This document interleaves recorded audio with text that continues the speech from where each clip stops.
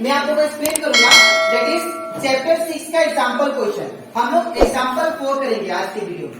हम लोग class 10 maths का चैप्टर 6 कर रहे थे दैट इज ट्रायंगल। इसके पिछले वीडियो में मैंने आप लोग को इस चैप्टर दैट इज चैप्टर 6 का मैंने आप लोग को एक्सरसाइज 6.1 और 6.2 उसमें का जितना भी क्वेश्चन था वो सारा करवा दिया था। इसी के साथ साथ इस चैप्टर का मैंने आप लोग को इंट्रोडक्शन भी दिया था, जिससे आप लोग को जब एमसीक्यू इस चैप्टर से आए तो उसके लिए आप लोग को हेल्पफुल होगा। और इसी के साथ साथ हम लोग क्लास 10 मैथ्स का चैप्टर 1, चैप्टर 2 और रिवीजन चैप्टर हम लोग कंप्लीट कर चुके हैं। ठीक है, तो अगर आपको सारा कॉन्सेप्ट वो सारा क्वेश्चन अच्छे से सीखना है तो आप लोग उसको मेरे YouTube चैनल में जाके उसको एज ए प्लेलिस्ट मैंने अपलोड कर दिया, उसको आप लोग देख सकते हैं। ठीक है, उसमें का हर एक क्वेश्चन मैंने अच्छे से एक्सप्लेन किया। ठीक है, तो अगर आपको कोई भी डाउट लगे चैप्टर 1, चैप्टर 2 और रिवीजन चैप्टर से और इस चैप्टर से रिलेटेड तो आप लोग उसको आराम से मेरे YouTube चैनल में जाके उसको सर्च करके आप लोग देख सकते हैं। ठीक है, तो स्टार्ट करते हैं क्लास।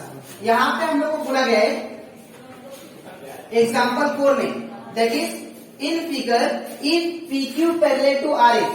अगर आपको यहाँ पे फिगर प्रोवाइडेड है, यहाँ पे बोला जा रहा है कि ये जो लाइन है PQ लाइन ये किसके पैरेलल है? RS का। PQ is parallel to RS। Then prove that triangle POQ ये ट्रायंगल जो है वो किसके सिमिलर है? दैट इज ट्रायंगल SOR का। अगर आपको ये दिया गया है, अगर ये फिगर में PQ line parallel to RS है तो आपको क्या प्रूफ करना है कि ये जो ट्रायंगल है इसके सिमिलर है, ये प्रूफ करना है। ठीक है, अब इसको कैसे करेंगे ध्यान से देखिए। सबसे पहले हम लोग गिवन लिखेंगे। गिवन में क्या है यहाँ पे? PQ पैरेलल टू क्या दिया है? RS। ठीक है, और हमें क्या प्रूफ करना है? टू प्रूफ हमें ये प्रूफ करना है दैट इज ट्रायंगल POQ।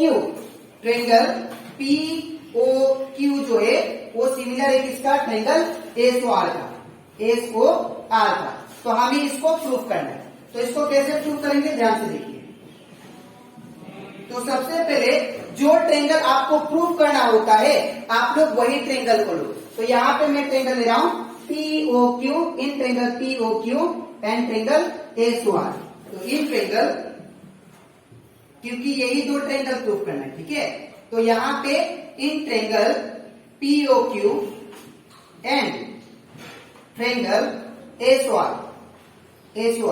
अब ये दोनों ट्रायंगल को आप लोग ध्यान से ऑब्जर्व कीजिए। ठीक है, यहाँ पे ये जो एंगल है और ये जो एंगल है इसको हम लोग कौन सा एंगल बोलेंगे? Alternate angle. ठीक है, तो हम लोग लिख सकते हैं angle P is equal to angle S by alternate angle. ठीक है, angle P is equal to angle S।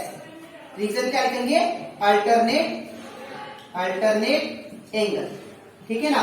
Similarly यहाँ पे एंगल Q जो है ये किसके बराबर होगा? एंगल R का। तो ये भी क्या होगा? Alternate angle. ठीक है, तो angle Q is equal to angle that is R। ठीक है, एंगल R। ये भी रीजन क्या होगा? Alternate angle. ठीक है ना। अब इसके बाद यहाँ पे आप लोग ध्यान से देखो, ये वाला एंगल POQ ये वाला एंगल। ठीक है, और एंगल आप ट्रायंगल SOR में देखिए ये वाला एंगल POQ किसके इक्वल होगा? एंगल SOR का। बिकॉज इसको क्या बोलते हैं हम लोग? जब भी दो लाइन आपस में इंटरसेक्ट करे तो ये जो एंगल होता है ये इक्वल होता है। कौन सा रीजन से? वर्टिकली ऑपोजिट एंगल से। ठीक है, तो यहाँ पे ये ट्रायंगल में ये वाला एंगल और ये ट्रायंगल में ये वाला एंगल, इसको क्या बोलेंगे? Vertically opposite angle. ठीक है, तो angle POQ is equal to angle what? That is SOR।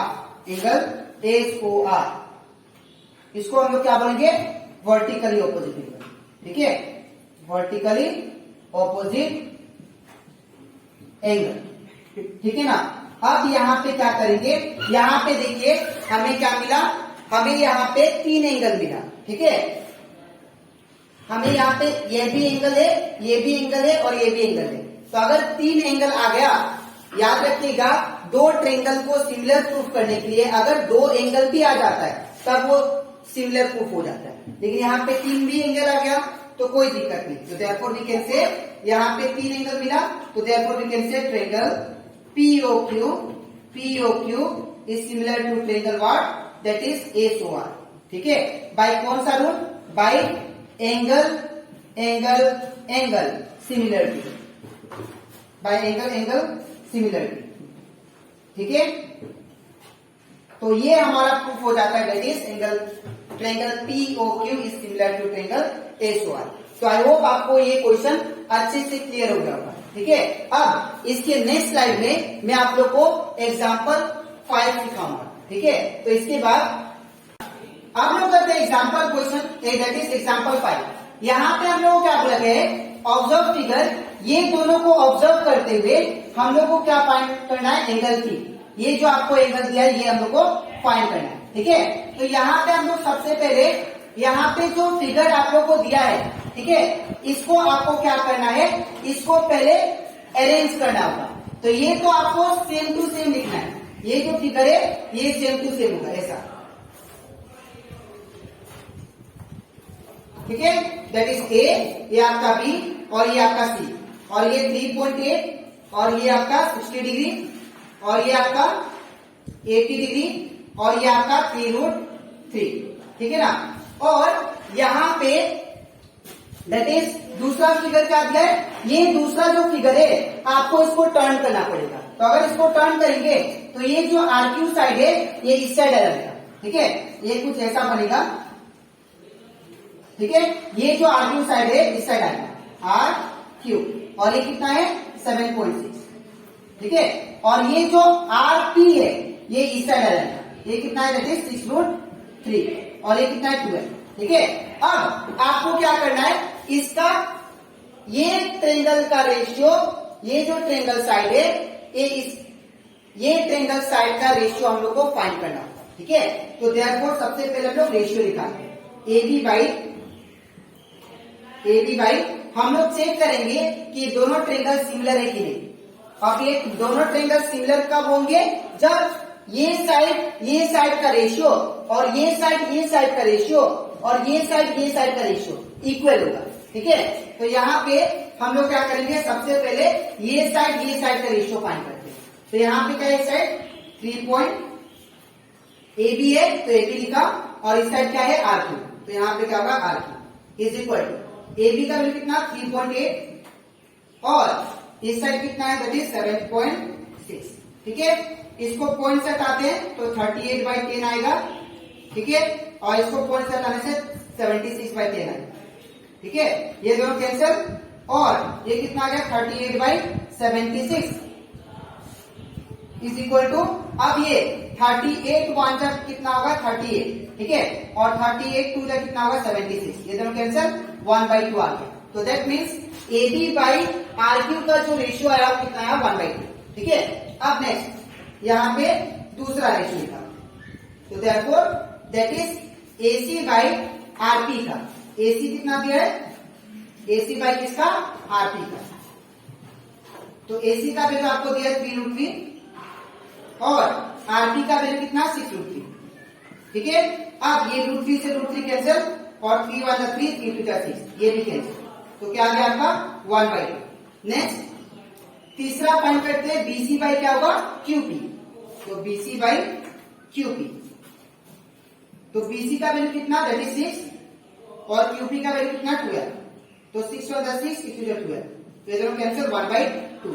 तो अगर आप लोग ध्यान से ऑब्जर्व करो, यहाँ पे तीनों जो रेशियो आया वो तीनों का रेशियो क्या है, इक्वल आया। ठीक है, तो देयरफॉर हम लोग बोल सकते हैं that is AB by RQ is equal to AC by RT is equal to BC by QP। ठीक है, तो दैट मीन्स ये तीनों का रेशियो क्या आ गया, इक्वल। तो मैंने आप लोग को पहले ही समझाया था कि अगर दो ट्रायंगल आपस में सिमिलर कब होंगे, जब ये साइड का रेशियो, ये साइड और ये साइड का रेशियो, ये साइड और ये साइड का रेशियो, ये साइड और ये साइड का रेशियो क्या होंगे, आपस में इक्वल होगा। ठीक है, जब दोनों ट्रेंगल का तीनों साइड का रेशियो अगर इक्वल होता है तो दैट मीन्स दोनों ट्रेंगल क्या है, आपस में सिमिलर है। तो देयरफॉर वी कैन राइट, इसके बाद यहां से शुरुआत करेंगे, ठीक है। तो therefore we can write that is triangle ABC, triangle ABC is similar to triangle what, that is RQP, RQP by कौन सा, by side side side similar, ठीक है। तो ये तो दोनों ट्रेंगल सिमिलर आ गए, ठीक है, ये दोनों ट्रेंगल क्या आ गए, सिमिलर आ गए। तो अगर दोनों ट्रेंगल, ये दोनों ट्रेंगल सिमिलर है तो इसका मतलब क्या, इसका मतलब ये है कि एंगल A किसके बराबर, एंगल R का होगा, एंगल B किसके बराबर, एंगल Q का, और एंगल C किसके बराबर, एंगल P का, ठीक है। तो अब हम लोग क्या करेंगे, सबसे पहले ये ट्रेंगल में bye angle sum property use करके हम लोग C फाइंड करेंगे, ठीक है। तो in triangle ABC bye angle sum property of triangle क्या होता है, that is angle A plus angle B plus angle C, ये तीनों एंगल का सम क्या होता है, 180, ट्रेंगल का प्रॉपर्टी, ठीक है ना। तो therefore angle A plus angle B plus angle C equal to 180 degree, ठीक है।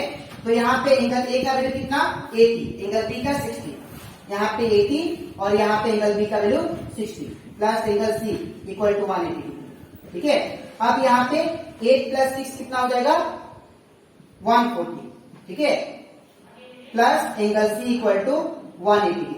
अब यहाँ पे एंगल C कितना आ जाएगा, ये 140 उस तरफ जाने से माइनस हो जाएगा, तो 180 डिग्री माइनस 140, तो ये कितना आ जाएगा, angle C equal to 40 degree, ठीक है।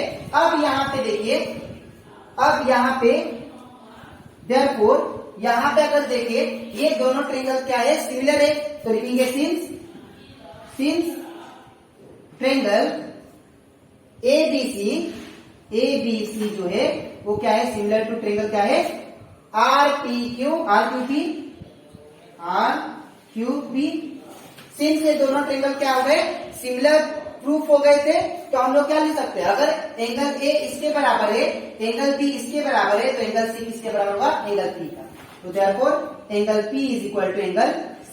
तो यहाँ पे angle P is equal to angle C का वैल्यू कितना निकाला मैंने, 40 डिग्री, ठीक है, जो कि हम लोग को फाइंड करना था, एंगल P, ठीक है। तो आई होप आप लोग का क्वेश्चन अच्छे से क्लियर होगा, ठीक है। मैं एक बार फिर से रिपीट कर देता हूँ, हम लोग को दो फिगर दिया था, ये और ये, अब इसकी हेल्प से हम लोग को एंगल P फाइंड करना है, ठीक है। तो सबसे पहले मैंने क्या किया, इसको एज इट इज बना दिया, लेकिन इसको क्या कर दिया, थोड़ा उल्टा कर दिया, ठीक है, इसको अरेंज कर दिया। जो RQ साइड था वो इस साइड लेके आ गया और RP जो था उसको उस साइड ला दिया, ठीक है। उसके बाद क्या किए, हम लोग ये तीनों साइड का रेशियो निकाले, और तीनों साइड का रेशियो निकालने के बाद ये तीनों साइड का रेशियो क्या आया, इक्वल आया, ठीक है। अब सिंस तीनों साइड का रेशियो इक्वल है, तो हम लोग क्या बोल सकते हैं, ये ट्रेंगल और ये ट्रेंगल क्या है, आपस में सिमिलर है, ठीक है। अब मुझे चाहिए था एंगल P, ठीक है। तो अगर एंगल P चाहिए तो सबसे पहले मुझे एंगल C निकालना पड़ेगा, ठीक है। तो यहाँ पे हम लोग ट्रेंगल ABC में angle sum property of a triangle use किया, तो क्या होगा, angle A plus angle P plus angle C equal to 180, value put किया तो एंगल C आ गया, ठीक है। तो अगर एंगल, हम लोग जानते हैं कि जब दो ट्रेंगल आपस में सिमिलर होते हैं तो उनका जो कोरेस्पॉन्डिंग एंगल होता है वो क्या होता है, इक्वल। तो ये दोनों ट्रेंगल सिमिलर थे, जो कि हमने प्रूफ किया था, ठीक है। तो दैट मीन्स इसका कोरेस्पॉन्डिंग एंगल भी क्या होगा, आपस में इक्वल, इसीलिए मैंने क्या लिखा, angle P is equal to angle C, ठीक है। तो एंगल P एंगल C का वैल्यू कितना, 40, पे बिठा दिया, ठीक है। तो ये कंप्लीट हो जाता है हमारा example question, that is example 4 and 5, ठीक है। अब इसके नेक्स्ट वीडियो में मैं आप लोग को एग्जाम्पल 6 कराऊंगा, ठीक है। तो आज के लिए इतना ही, मिलते हैं नेक्स्ट वीडियो में, तो थैंक यू।